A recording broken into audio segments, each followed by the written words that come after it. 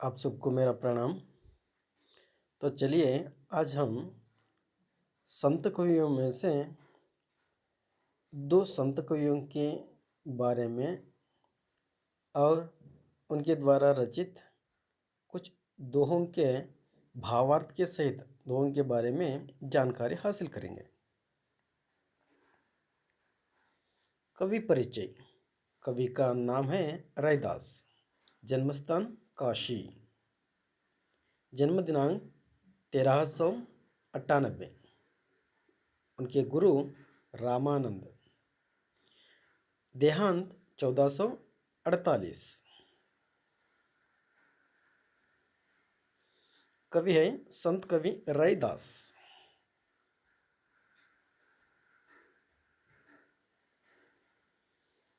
मन ही पूजा मन ही धूप, मन ही सेवूं सहज स्वरूप। इस दोहे का भावार्थ है। इस दोहे में रैदास कहते हैं कि भगवान हमेशा एक सच्चा और निर्मल मन में निवास करते हैं। यदि आपके मन में किसी प्रकार के बैर, लालच या द्वेष नहीं है तो आपका मन भगवान का मंदिर, दीपक और धूप के समान है।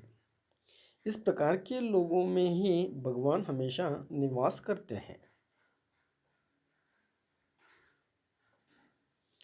कृष्ण, करीम, राम, हरि, राघव जब लग एक न पेका, वेद कतेब कुरान, पुराणन सहज एक नहीं देखा। इसका भावार्थ है, संत रैदास जी कहते हैं कि भगवान एक ही है। उनके राम, कृष्ण, हरि, ईश्वर, करीम और राघव अलग अलग नाम हैं। सभी वेद, कुरान और पुराण जैसे सभी ग्रंथों में एक ही ईश्वर का गुणगान किया हुआ है और ये सभी ग्रंथ ईश्वर की भक्ति का पाठ सिखाते हैं।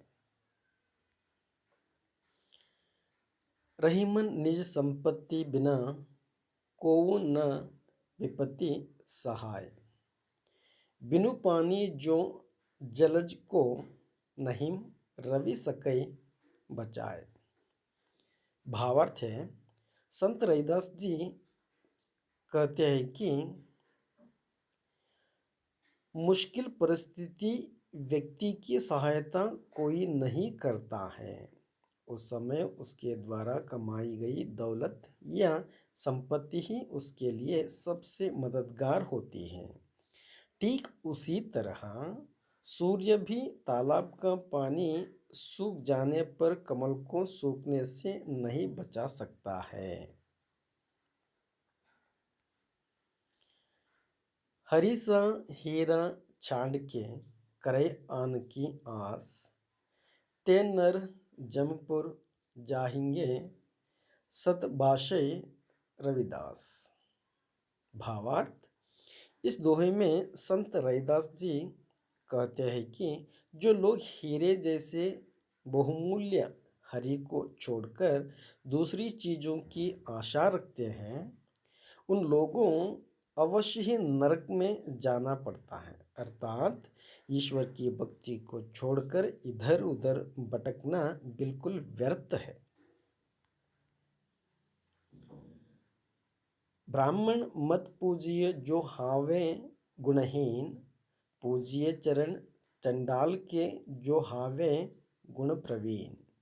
भावार्थ है, इस दोहे में संत रैदास जी कहना चाहते हैं कि किसी को सिर्फ इसलिए नहीं पूजना चाहिए कि वह किसी पूजनीय पद पर है। यदि उस व्यक्ति में उस पद के अनुसार पूजनीय गुण नहीं है तो उसे नहीं पूजना चाहिए। यदि कोई ऐसा व्यक्ति है जो किसी पूजनीय पद पर तो नहीं है पर उसमें पूजनीय गुण है तो उसे अवश्य ही पूजना चाहिए। अगला संत कवि हैं संत कवि रस खान। कवि परिचय। कवि का नाम है रस खान। जन्म सन 1533। जन्मस्थान दिल्ली। वास्तविक नाम है सैयद इब्राहिम। रचनाएं सुजान रस्कान। प्रेम वाटिका।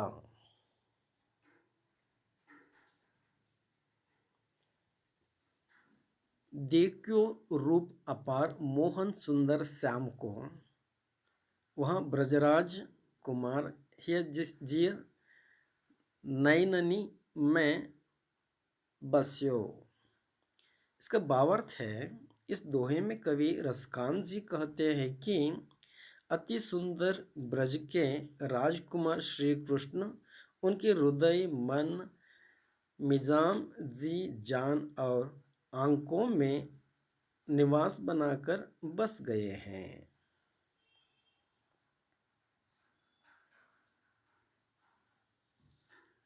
मोहन चवि रसकान लकीर अब दृग अपने नाहिम, ऊंचे आबद धनुष से छोटे सर से जाहिम। इसका भावार्थ है, इस दोहे में रसकान कहते हैं कि मदन मोहन कृष्ण की सुंदर रूप चटान देखने के बाद अब ये आंखें मेरी नहीं रह गई है। जिस तरह धनुष से एक बार बाण छूटने के बाद अपना नहीं रह जाता है और फिर दोबारा लौटकर नहीं आता है, यानी वापस नहीं होता है।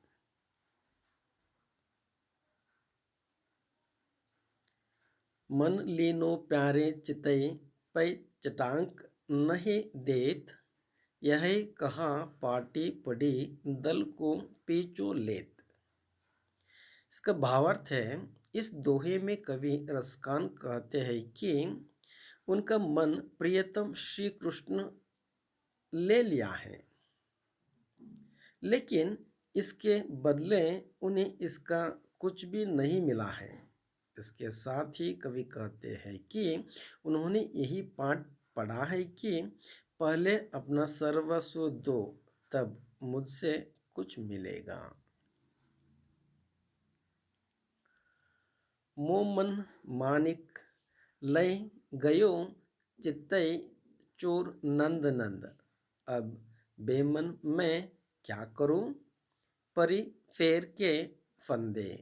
इसका भावार्थ है, इस दोहे में भगवान श्री कृष्ण के प्रति अपनी प्रेम भावना उजागर करते हुए कहते हैं कि मेरे मन का माणिक्य रत्न तो चित्त को चुराने वाले नंद के नंदन श्री कृष्ण ने चोरी कर लिया है। अब बिना मन के वे क्या करें, वे तो भाग्य के फंदे के फेरे में पड़ गया है।